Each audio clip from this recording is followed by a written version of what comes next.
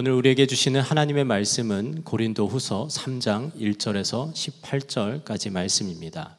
봉독은 3장 1절에서 6절, 15절에서 18절만 하도록 하겠습니다. 우리가 이렇게 말하는 것이 우리 자신을 치켜 올리는 말을 늘어놓는 것입니까? 아니면 어떤 사람들처럼 우리가 여러분에게 보일 추천장이나 여러분이 주는 추천장을 필요로 하는 사람들이겠습니까? 여러분이야말로 우리를 천거하여 주는 추천장입니다. 그것은 우리 마음에 적혀 있습니다. 모든 사람이 그것을 알고 읽습니다.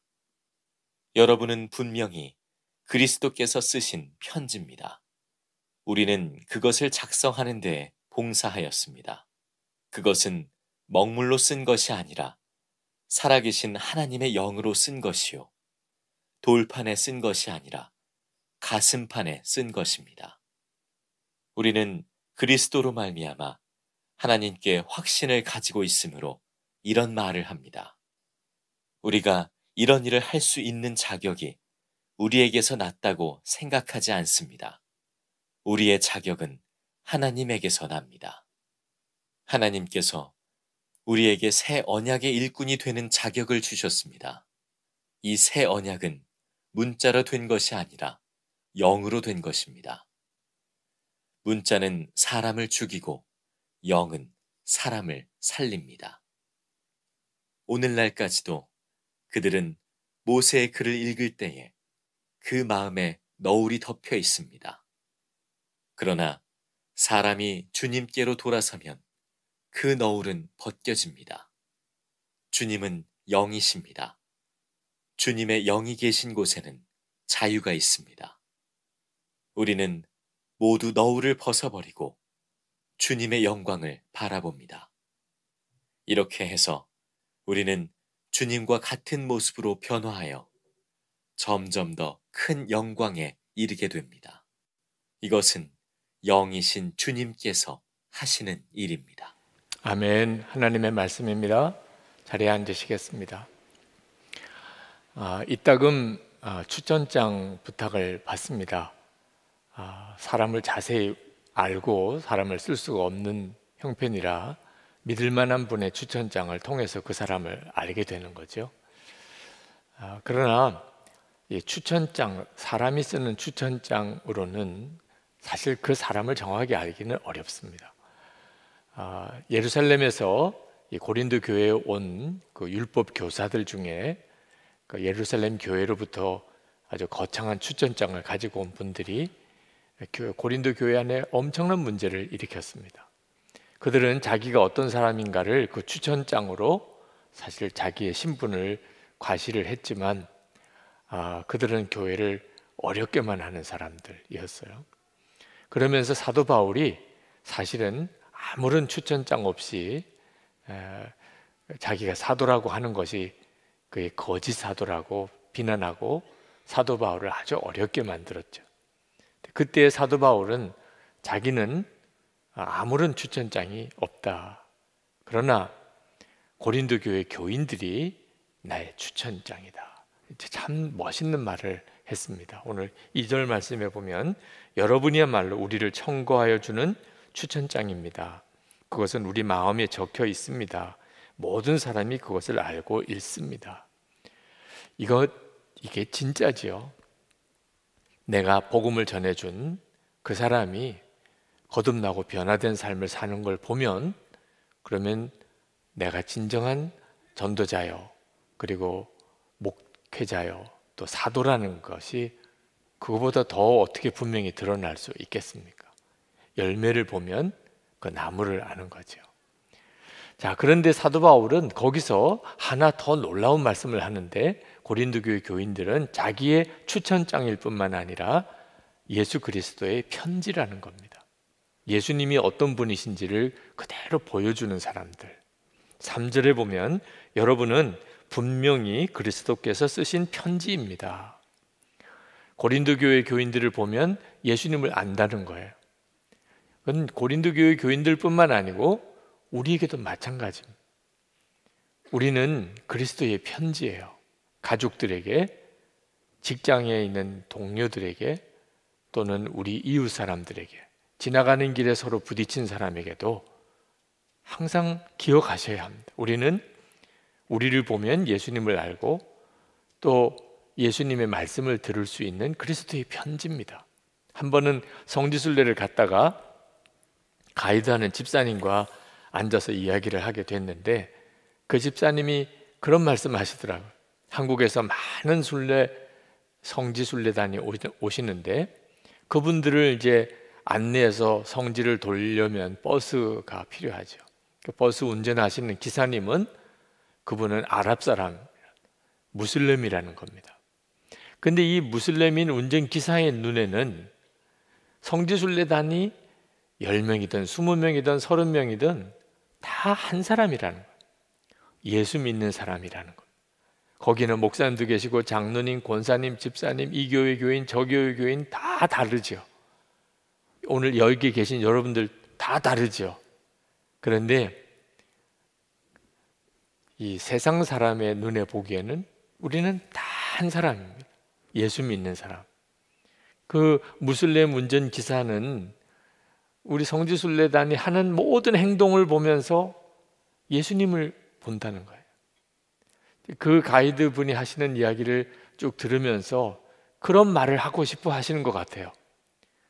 성지순례단을 안내하면서 겪으신 여러 가지 많은 마음 상하는 일들, 저렇게 행동하면 안 되는데, 이 무슬림인 이 관광버스 기사가 다 보고 있는데, 그런 안타까움이 아마 많으셨던 것 같습니다.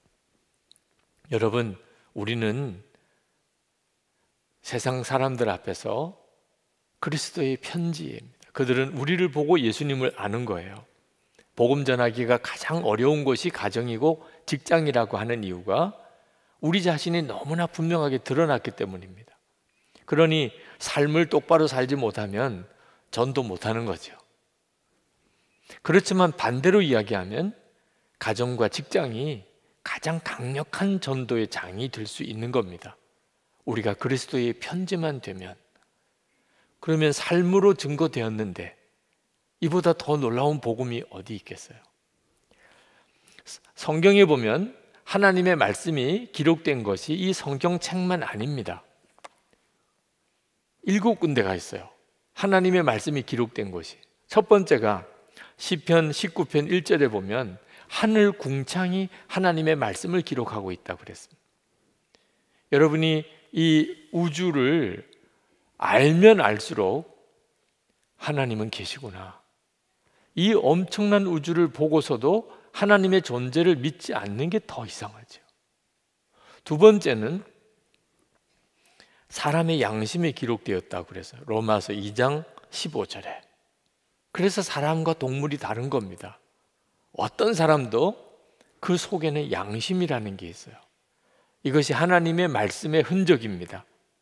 세 번째는 십계명 돌판에 기록하셨어요. 출애굽기 24장에 십계명 돌판에다가 하나님의 말씀을 기록하셨습니다. 네 번째는 이렇게 책으로, 성경책으로 하나님의 말씀을 기록하셨습니다. 다섯 번째는 예수 그리스도 그분이 하나님의 말씀이세요. 말씀이 육신이 되어 세상에 오셨다고 그랬죠. 여섯 번째는 성도의 마음에 기록되어 있어요. 그게 바로 성령이십니다. 우리 안에 오신 성령이 하나님의 말씀이세요. 그러므로 우리는 꼭 성경을 읽어야만 하나님의 음성을 듣는 게 아닙니다. 우리 안에서 성령께서 또 동일하게 말씀하시죠. 그리고 마지막 7번째가 고린도후서 3장 3절에 그리스도인의 삶이 그리스도의 편지라는 것. 세상 사람들이 우리의 삶을 보고 예수님을 알게 된다는 거예요. 우리에게는 성경책이 있어요. 그러나 우리 자신의 삶이 또한 성경책이라는 사실을 명심해야 합니다. 광야 아트센터에서 더 북이라는 뮤지컬을 장기 공연했습니다. 내년에도 또 앵콜 공연한다고 그래요. 못 보신 분들은 정말 보시기를 권합니다. 이 더 북이라고 하는 건 성경을 말하는데 그 뮤지컬의 또 다른 이름이 성경이 된 사람들이라는 이름이 있습니다. 그 뮤지컬의 내용은 캐톨릭 교회가 한때 이 성경책을 사람들이 읽는 그런 일상적인 언어로 번역하는 것을 아주 극히 막았어요. 성경을 읽지 못하게 했어요, 사람들이. 성직자만 읽는 거라고. 왜냐하면 성경을 읽으면 캐톨릭 교회가 그때 당시의 교리가 성경과 다르다는 것이 드러날까 봐 성경책을 일반적인 사람들의 언어로 번역하고 나누는 것을 발견하면 심지어 잡아 죽이기까지 했습니다. 목숨을 걸고 성경책을 보급하는 사람들이 생겼습니다. 그런데 그들이 성경책을 구할 수가 없고 이 성경책을 나누는 데 한계가 있으니까 결국 결심합니다. 성경을 외우기 시작하는 거예요. 그래서 성경이 된 사람들입니다. 나는 창세기를 외우고, 나는 로마서를 외우고, 나는 갈라디아서를 외우고, 그리고 어디든지 그냥 걷다가 사람들이 모이면 성경을 암송하는 거예요. 광장에서 갑자기 서서 성경을 암송하는 거예요. 그래서 사람들이 성경을 듣게 만들어주는 겁니다. 그 뮤지컬을 보면서 얼마나 마음이 뜨거워지고 간절해졌는지, 저렇게 해서 우리에게 온 성경인데 그렇게 성경을 소홀히 여겼구나. 성경 읽지 않고 살았던 것에 대해서 많은 분들이 그 뮤지컬을 보고서 눈물 짓고 회개하는 시간을 가졌어요. 마지막에 배우들이 다 외칩니다. 우리가 성경입니다. 우리가 성경입니다. 정말 가슴이 먹먹해질 정도로 감동적인 장면이었어요. 그렇습니다. 우리가 성경이에요. 그런데 그것은 단순히 성경을 외우고 아는 게 아니고 우리의 삶이 성경대로 사는 걸 말하는 겁니다. 어느 목사님이 성경에는 5복음서가 있다는 겁니다. 실제로 이 성경책 속에는 4복음서밖에 없어요. 우리는 이 4복음서를 성경책에서 읽습니다. 근데 또 한 복음서가 있는데 그리스도인의 삶이라는 겁니다. 이 5복음서는 불신자들만 읽는 거라는 거예요. 불신자들이 예수 믿는 성도를 볼 때, 아, 예수님이 저런 분이구나, 예수님이 저렇게 말씀하셨구나, 그렇게 읽는다는 거예요. 주님이 말씀하신 마태복음 5장 44절에 내가 너에게 이르노니 너희 원수를 사랑하며 너희를 박해하는 자를 위하여 기도하라. 예수 믿는 사람이 원수를 사랑하고 자기를 박해하는 자를 위해 기도하는 걸 보면서 마태복음 5장 44절을 읽는다는 거예요. 예수 믿는 성도들이 항상 기뻐하고 늘 기도하고 범사에 감사하는 걸 보면서 데살로니가전서 5장 16절에서 18절 말씀을 읽는다는 거예요. 그게 바로 그리스도의 편지라는 거예요. 불신자들에게 전도할 때 참 답답하죠. 그들이 성경만 읽어도 그의 영이 살 텐데, 근데 불신자들이 성경 읽을 수 있어요. 예수 믿는 성도를 보기만 해도 그들은 성경을 읽고 있는 거라니까. 우리가 그렇게 살도록 하나님이 정하셨어요. 우리들끼리도, 예수 믿는 우리들끼리도 우리는 서로에게 그리스도의 편지예요. 저는 이따금 설교의 깊은 좌절에 빠질 때가 있습니다. 설교자가 겪는 어려움 중에 하나죠. 설교를 했는데 내가 은혜로운 설교를 못했구나. 오늘은 내가 정말 설교 준비를 성실히 못한 그런 결과가 너무 마음 아프게 다가오는구나. 그런 어떤 설교에 대한 좌절과 또는 낙심에 빠질 때가 있어요. 근데 참 이상하죠? 그럴 때마다 꼭 어떤 사람을 통해서, 문자를 통해서든 우연히 만나든 또는 메일이 오든 목사님 말씀에서 은혜를 많이 받았어요. 저는 그날 엄청난 마음의 좌절에 빠져 있는데 은혜를 많이 받았다는 말을 꼭 듣는 거예요. 마치 주님이 저에게 너 낙심하지 마. 오늘도 내가 너를 통해서 말했어. 꼭 그렇게 말씀하시는 것 같은 느낌을 받았어요.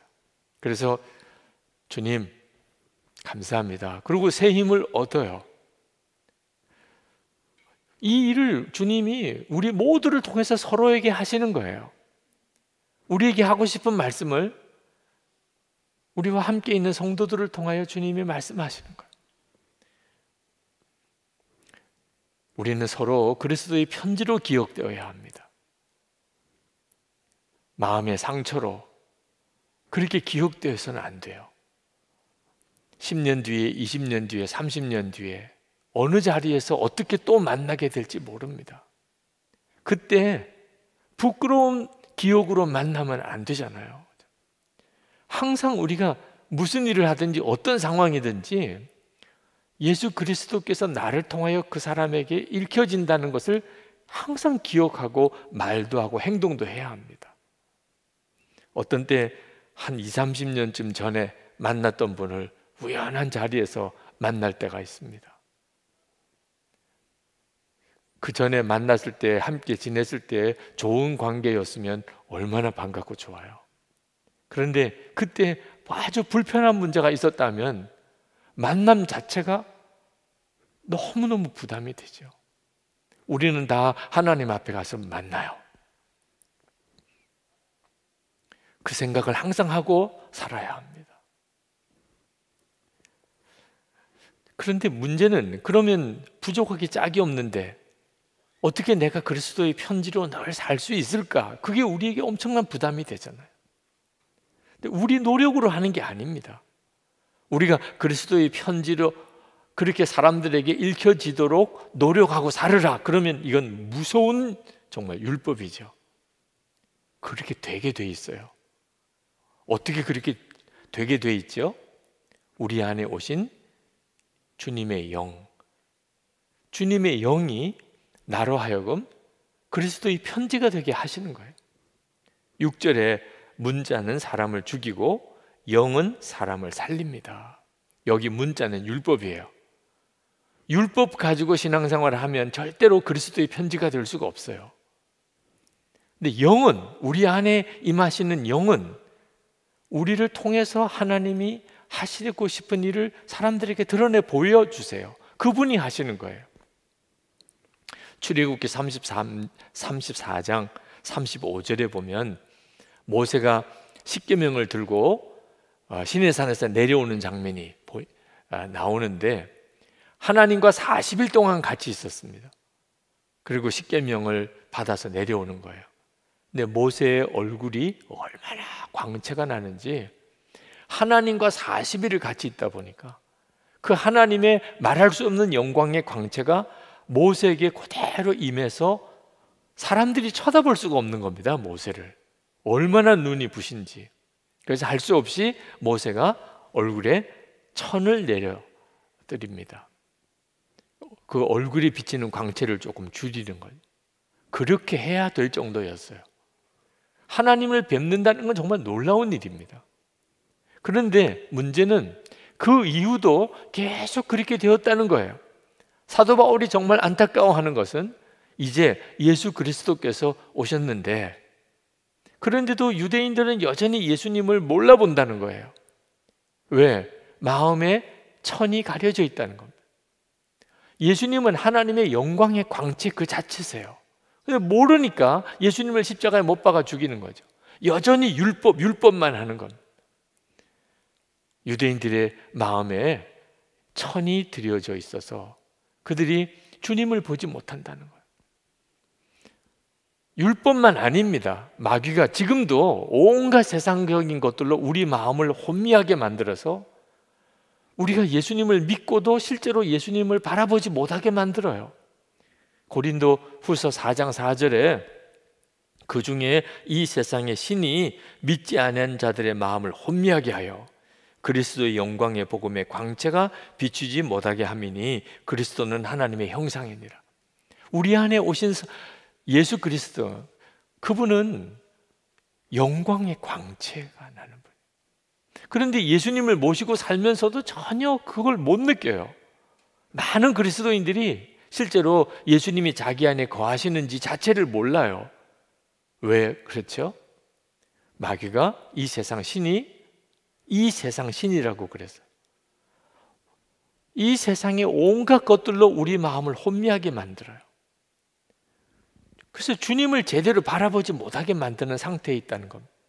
이 마음을 가리고 있는 것이 빨리 거두어져야 우리가 예수님을 제대로 믿게 되는 거예요. 지금 코로나19로 인해서 한국 교회가 많은 어려움을 겪고 있습니다. 연단을 받고 있어요. 그런데 이 연단의 실체를 알아야 합니다. 단순히 우리가 교회에서 모여서 예배드리기 힘든 정도의 문제가 아니에요.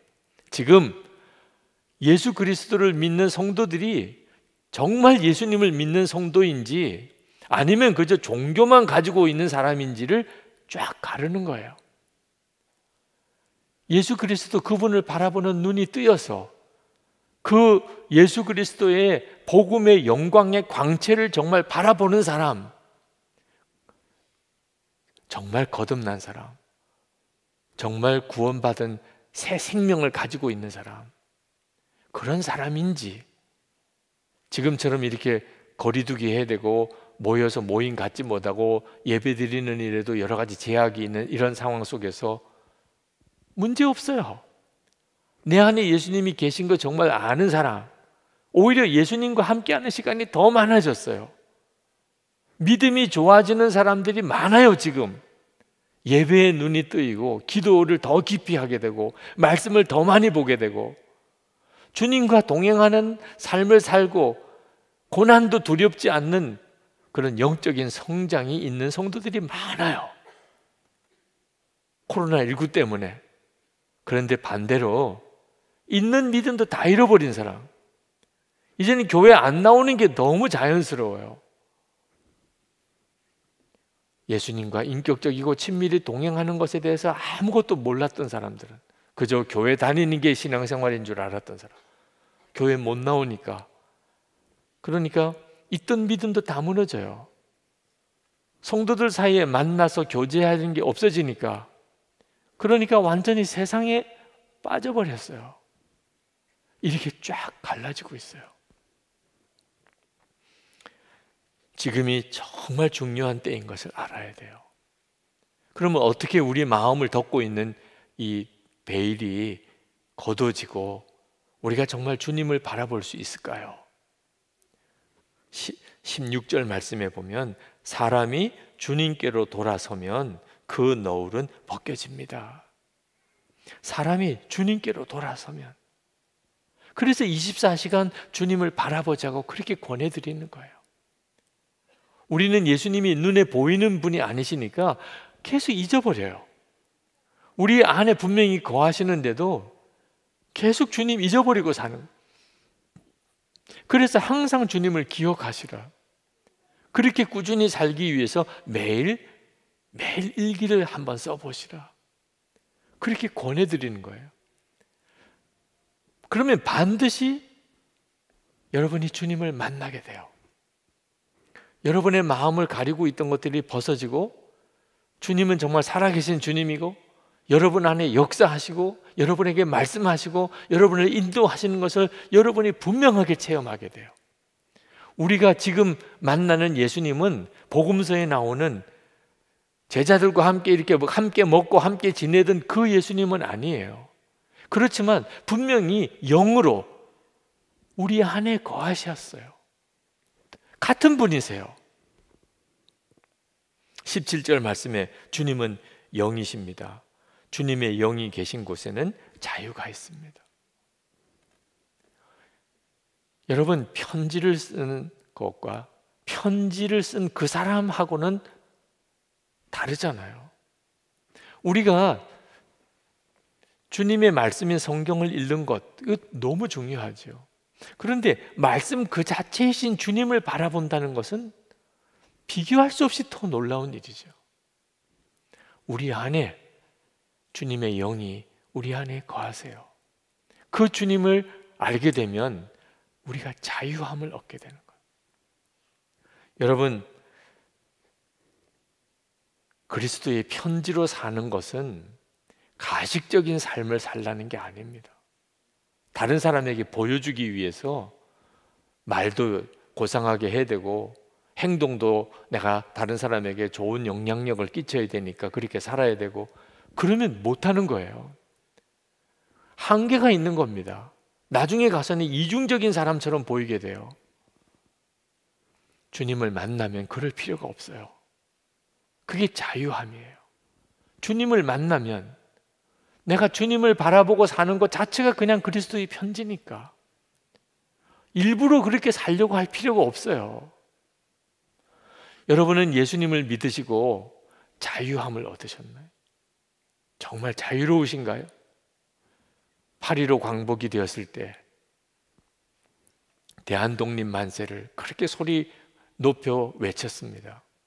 왜 그렇게 좋아하느냐고 했더니 자유라는 거예요. 이제는 일본의 지배에서 우리가 자유를 얻었다는 거. 맞는 말이죠. 근데 도대체 자유를 얻었다는 게 뭘 말하는 겁니까? 그걸 몰랐어요. 한 달도 넘게 아무것도 안 하고 먹고만 논 적이 있어요. 일본 군인들 위해서 전쟁 물자를 공출을 해가지고 곡식이랑 뭐 짐승이랑 그렇게 쌓아둔 거, 일본이 망했으니 이제 그건 다 누구 거가 됩니까? 그거 가져다가 그냥 먹고 즐기고 놀았어요. 그게 자유인 줄 알았어요. 그러니 얼마나 혼란스러웠겠습니까? 결국 얼마 뒤에 전쟁이 터집니다. 자유가 뭔지를 몰랐으니까 우리에게 자유가 주어져도 그 자유를 가지고 더 고통스러운 삶으로 이어지게 될 수밖에 없었던 거예요. 여러분, 도대체 예수 믿고 자유로워졌다는 게 뭡니까? 이제는 더 이상 율법 지키지 않아도 돼. 그러니까 마음대로 사는 겁니까? 예수 믿고 자유를 얻었다는 것은 죄 짓지 않을 자유가 생긴 거예요. 전에는 죄 짓지 않을 자유가 없었어요. 방탕하게 살지 않을 자유가 생겼어요. 이제는 내가 방탕하게 살기를 원치 않으면 방탕하게 살지 않아도 돼요. 예수님이 내 안에 거하시니까. 이제는 예수님 한 분이면 충분한 삶을 사는 자유가 되었어요. 이제는 정말 사랑만 하며 사는 자유가 우리에게 생겼어요. 이제는 정말 거룩하게 사는 자유가 생겼어요. 주님과 동행할 수 있는 자유가 생겼어요. 그게 바로 예수를 믿고 누리는 자유예요. 전에는 죄의 종이었고 육신의 종이었기 때문에 그렇게 살 수가 없었어요. 그래서 세상 사람들처럼 사는 거예요. 이제는 내 안에 예수님이 오시고 그 주님의 영이 나를 통하여 완전히 다른 삶을 살게 만드는 거예요. 이따금 영이 다른 사람을 봅니다. 여러분도 가정이나 교회에서 싸움이 생길 때 당사자들은 모르더라고요.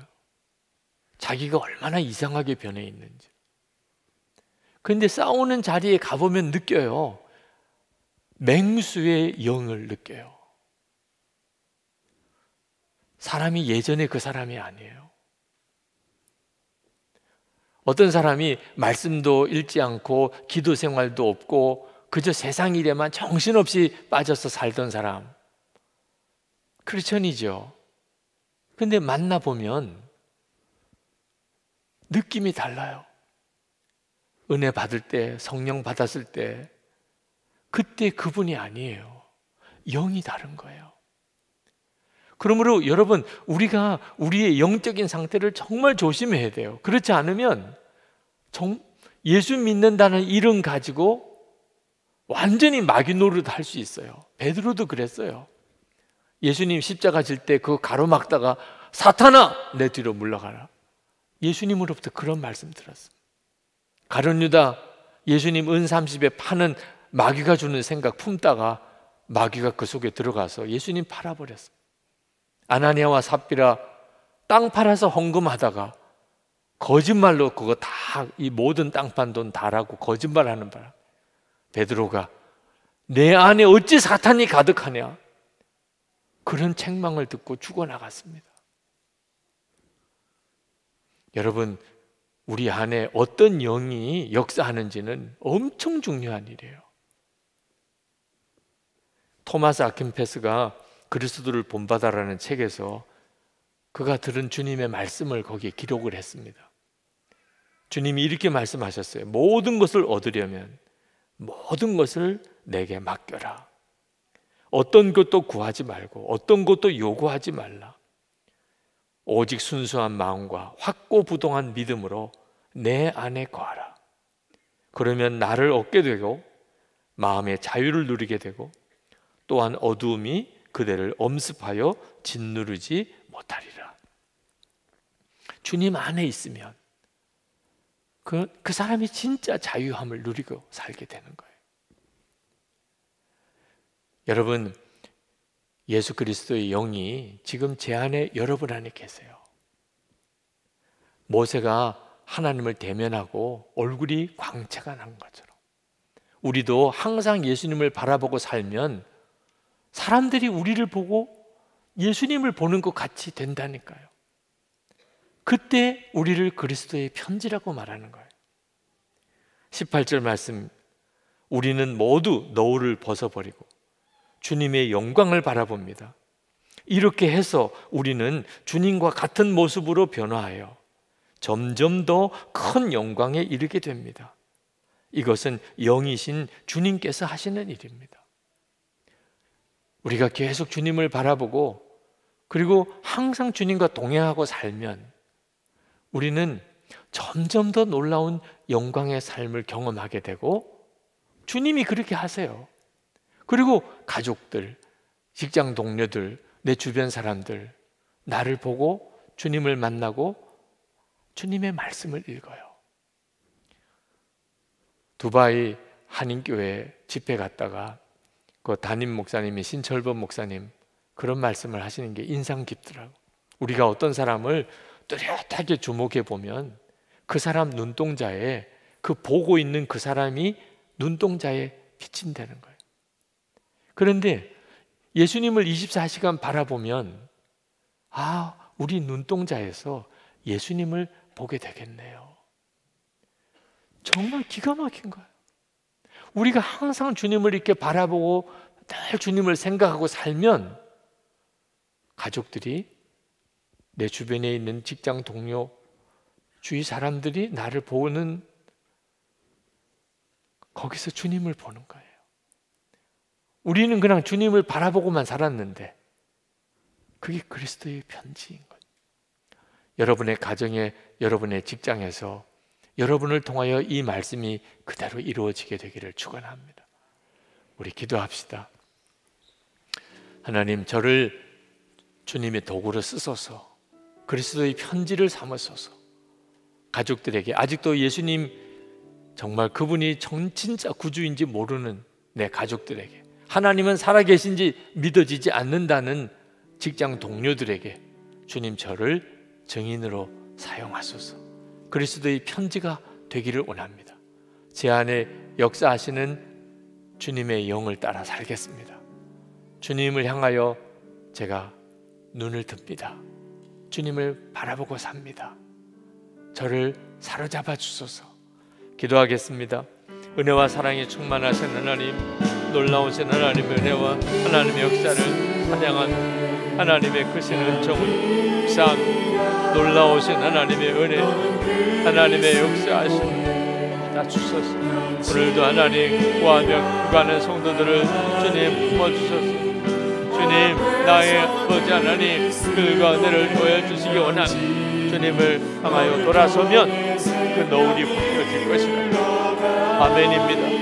하나님, 주님의 영이 계신 곳에 자유가 있다고 하시니 주여 그리하소서. 하나님의 역사가 그렇게 이루어지게 해 주옵소서. 아버지 하나님, 코로나19 다시 전염 확산 속도가 빨라졌습니다.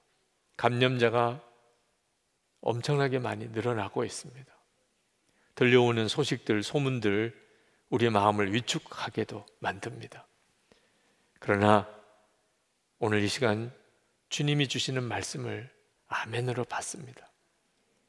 우리 안에 주의 영이 거하시고 주의 영이 계신 곳에 자유가 있다고 하신, 우리를 두려움과 염려에서 완전히 풀어주시고 오직 주님과 동행하며 주님 손 붙들고 가며 주님만 전적으로 의지하며 사는 담대함으로 우리를 다시 세워 주시옵소서.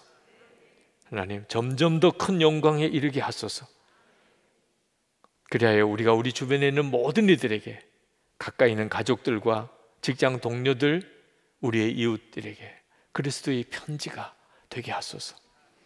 우리가 주님을 증거하는 자가 되게 하소서. 오늘도 이 예배를 드리는 모든 성도들, 부속실에 있는 성도들도, 온라인 생방송으로 예배를 하는 성도들도, 녹화된 영상으로 설교를 듣는 성도들도 주여 저들을 사로잡으소서. 오늘 말씀이 그대로 저들에게 이루어지게 하소서. 하나님, 오늘도 하나님께 예배하며 우리의 감사 예물을 주께 봉헌합니다. 온전한 11조와 건축헌금과 선교헌금, 구제헌금, 하나님 주님이 기뻐하시는 뜻대로 쓰여지기를 원합니다. 저희들은 정말 주님을 믿습니다. 그리고 정말 주님을 사랑합니다. 주님이 기뻐하는 통로로 그렇게 쓰임받기 원합니다. 저희를 사용하셔서 힘들고 어려운 이들이 다 살아나고 하나님의 은혜와 기쁨을 공급받게 되기를 원합니다. 오늘도 예배하는 성도들 머리머리에 하나님께 감사하며 헌신하는 성도들 위해 주께서 마음껏 은혜와 복을 주옵소서. 하나님, 병든 몸을 오늘도 주의 손에 고침받기 원합니다. 몸이 아픈 이들이 교회도 왔고 가정에도 있습니다. 주님 손 얹어주시기를 원합니다. 아직도 구원받지 못한 가족들, 믿음 안에 온전하지 못한 가족들, 또 깨어진 가족들, 마음에 상처를 주고받고 있는 가족들 치유해 주시기를 원합니다. 우리의 가정에 은혜가 넘치게 해주소서. 성도들의 일터에 복을 주셔서 돕고 베풀고 나누며 그렇게 살게 해 주옵소서. 하나님, 우리 나라를 위해 기도합니다. 지도자들이 하나님을 경외하는 지도자들 되게 하소서. 하나님의 법을 귀하게 여기고 하나님을 대적하는 법, 악한 법이 제정되지 못하게 해주소서. 하나님, 다음 세대들 가르칠 교사들이 필요하다는 호소를 들었습니다.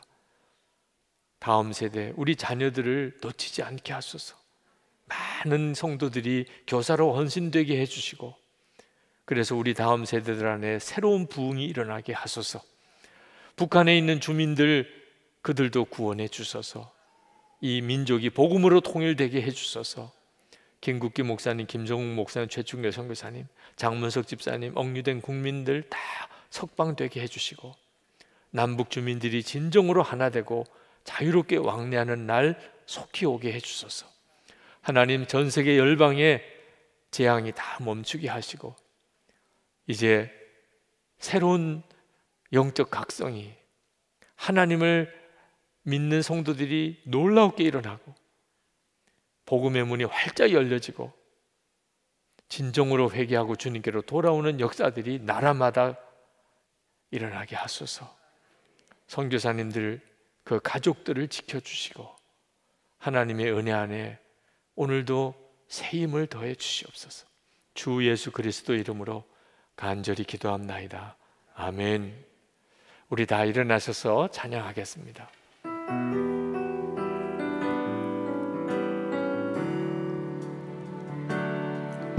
너는 그리스도의 양이라. 너는 그리스도의 편지라. 하나님 앞에서 그리스도의 편지니 너를 통해 생명이 흘러가리. 너를 통해 생명이 흘러가리. 너는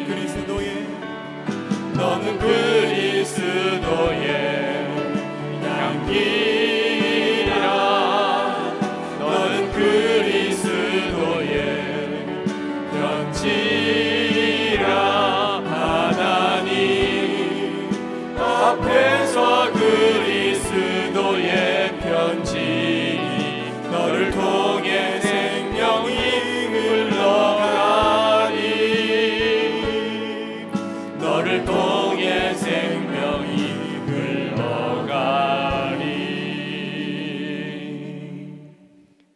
우리의 생명의 주 예수 그리스도의 크신 은혜와 우리의 좋으신 아버지 하나님 그 말할 수 없는 사랑하심과 지금도 우리와 함께 하시는 보혜사 성령의 교통하심이 하나님께 예배하는 모든 성도들과 함께 하시기를 축원하옵나이다. 아멘.